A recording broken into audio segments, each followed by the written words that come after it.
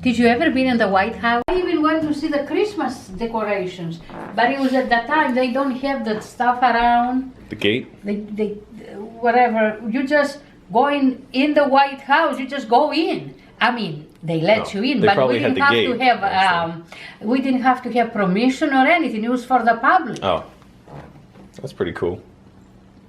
But also, I did go to the White House just to have a tour.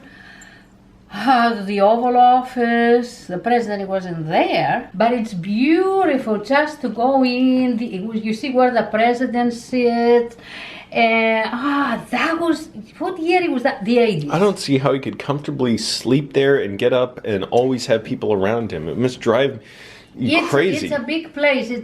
I didn't go upstairs where the bedrooms are. Although they do have a private area for the family, for Obama and his family downstairs, where there's no security or surveillance, and they can go down there and be totally private. Oh, okay. But that's it. You gotta go to the basement. We went around. They took us to the Oval Office. The president, I wish the president was there, but he wasn't there. Who was president? It was Reagan, the 80s. It was 84, I think I was there, yeah. And I mean, you see all the portraits of the first ladies. We saw that. Where is most of the White House? Is it underground? It doesn't look that big from outside. No, I was on the first floor. It's 3 floors. No. I think it's 3. I'm not sure. I think it's 3.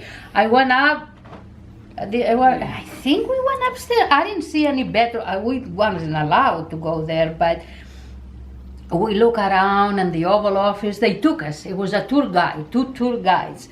And then Christmas time, we went in and see the Christmas decoration. My God, it was out of this world. The ornaments, the atmosphere, it was just awesome.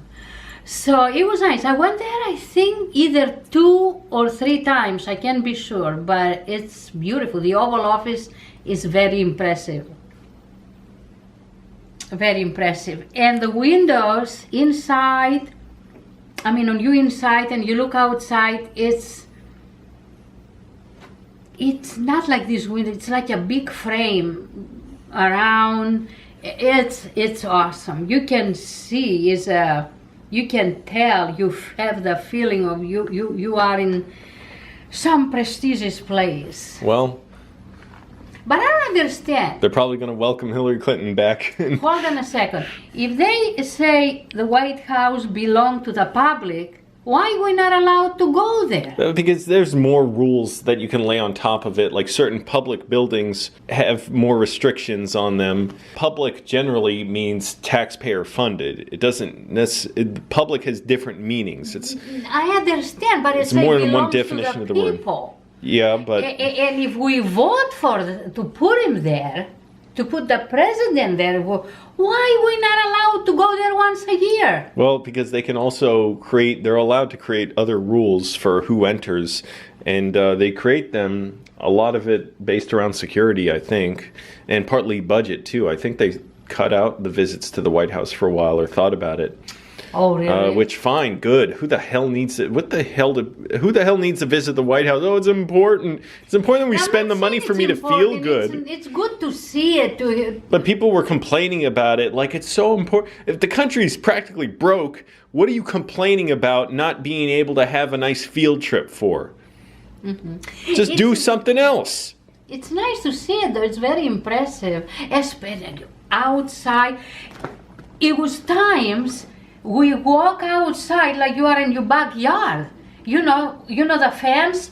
You have seen the fence? Outside of the fence, just bending over and looking. Now you can't do that. It was so nice, though. All right, we got to make a movie. I'm glad I have the experience. I was there, even though it's been such a long time. And if you visit something for a long time, I mean, it's still in your head, but it washes off little by little. You have that image in your head, in your memory. But anyway, but it was nice. The guy who shot Reagan is finally free from the mental hospital, John Hinckley. Really? Yeah, he's totally free now. I mean, he has to stay within a certain distance of his mom's house. She's like 91 now, and he still lives. Oh, he's like 60 or something. Yeah, he has to stay with her, and he can't leave his part of Virginia. He lives in somewhere in Southern Virginia. He can't go more than like 80 miles out, and it's still kind of, he has to check in once in a while or something. But they deemed him, when you're convicted, not convicted, but when you're deemed criminally insane, it's almost worse than prison in a way, in that when you go to the mental hospital, high security mental hospital, you can't leave until they decide that you're safe to be around society, and that could be the rest of your life. There's no set sentence. So after all this time, now he's finally free. You know, I remember that day. I was like, what, 18 years old. It was early spring 1981. And I worked at the hot shop at Bellis Crossroad, okay? And we heard the president, he was shot. Oh my God! We were just screaming and said, my God, what happened, what happened? So I went downstairs, where it was a little lounge there, and it was payphones, and I called Dad, and I said, did you hear? He said, no, what? I said, the president is shot. He said, God darn it, who the hell can do something? I said, I don't know, some crazy guy. And the whole country, I mean, it was just, ugh.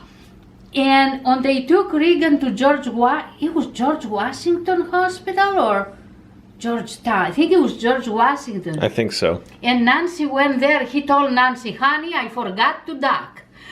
You know. And anyway. You know, Reagan actually, not only he forgave John Hinckley, he wanted to go visit him at the mental hospital. But the people around Reagan said it's not a good idea for him to do that. And actually, the people taking care of John Hinckley said it's not a good idea to visit him because he's so delusional. It might only... It like somehow provoke worse delusions in him, so it's not a good idea for his mental state. Yeah, Reagan was a nice guy. He was have a party. They have big party, Christmas party, and you know what he was doing? He was going around picking up the cups and plates and dishes and everything, and put him on the sink. And the kid says, Mr. President, why are you doing that? You have a staff here. He said, I can save my employees at work. I can save them. You know, it's too much what they're doing. And people after him getting mad why he's picking up all that stuff. And keep in mind, I'm not talking about his policy. He did some horrible policies, drugs, the stuff he said about AIDS patients, war policy. But anyways, I just love him. Yeah, he was personally, what I've heard, is an extremely nice person. He would do anything for people. He was in the hospital. He was shot. He was in surgery. After he came out, they have people that taking care of him, but the nurse went outside, stepped out for the moment, and he bumped the pitcher with the water and he spilled it, and the nurse went in and saw him in his knees, picking, you know, with a paper towel or whatever, wiping the water. She would start screaming and said, Mr. President, please, why are you doing that? He said, I don't want anybody to get mad at you. Or something. Oh my God. You know, big difference between that and Donald Trump. He was a Donald nice Trump guy. would never pick up stuff after himself. Not only that, it's weird how the Democrats now, they're referencing Reagan more than the Republicans. That shows you how different the parties have become, where now Democrats are, first of all, just as much of a war party as the Republicans, but also how Republicans are now have shifted into this whole whatever. Well, anyway, but he was a nice guy.